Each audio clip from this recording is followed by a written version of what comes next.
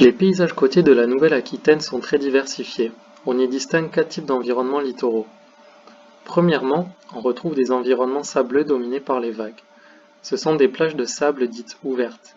Elles dessinent la majeure partie du littoral aquitain, qui détient le record de la plus longue plage d'Europe. À l'inverse des plages dominées par les vagues, on trouve également sur la côte aquitaine différents environnements dominés par la marée. Ils sont formés des estuaires de la Sèvre niortaise, de la Charente, de la Gironde et de l'Adour, du bassin d'Arcachon, ainsi que des baies de l'Aiguillon et de Marennes.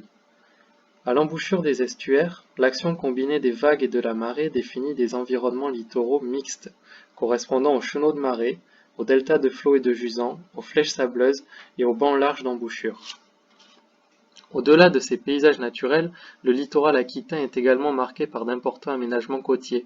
Les ouvrages mis en place ont deux vocations principales, fixer le trait de côte notamment à l'aide d'enrochements, et protéger de la submersion par des techniques de digue ou de levée. Malgré sa fragilité, le littoral aquitain est une zone à forts enjeux.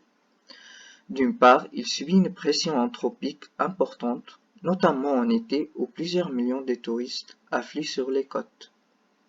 C'est une zone où se développent beaucoup d'activités économiques, notamment portuaires et commerciales.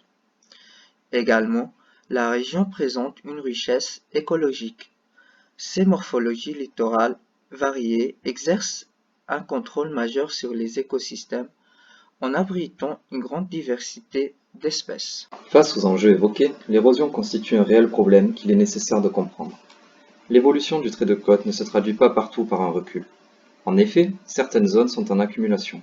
L'augmentation du niveau marin est mondiale et homogène, alors que la répartition des zones en érosion est très hétérogène.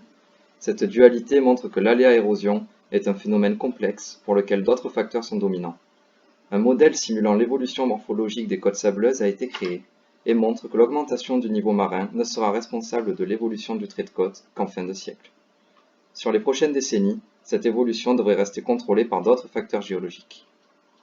Un autre aléa menaçant le littoral concerne les risques de submersion. Le niveau marin à la côte peut monter sous les effets du vent, de la marée, de la pression atmosphérique et des vagues.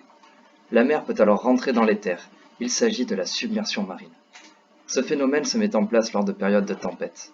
Ainsi, la tempête Xynthia en 2010 a entraîné de nombreuses inondations meurtrières, touchant principalement la Charente-Maritime. Le réchauffement climatique à l'œuvre a plusieurs effets déjà observables sur le littoral. D'une part, la fonte des calottes polaires et des glaciers est responsable de l'élévation du niveau des mers avec une hausse de 3,3 mm par an. Le niveau marin a augmenté de 20 cm au total depuis un siècle. Et les différents modèles climatiques prévoient une élévation d'1 mètre d'ici 2100 à minima. Par ailleurs, les tempêtes majeures devraient être plus fréquentes, passant de tous les 100 ans à tous les 10 ans. Plusieurs tempêtes avec de fortes conséquences en termes d'érosion ont eu lieu sur la côte depuis 1999. Le risque d'érosion sera ainsi accru avec un recul de moins 65 à 100 mètres d'ici 2050 sur la côte girondine. Enfin, l'aléa submersion marine devrait être plus fort sur la côte aquitaine avec une sensibilité plus importante pour le pertuis charentais. Ainsi, le jeu de l'expansion de l'urbanisation sous la pression d'un environnement attractif, indissociable de la prévention face à des événements d'une gravité importante, a donné lieu à différentes méthodes d'adaptation.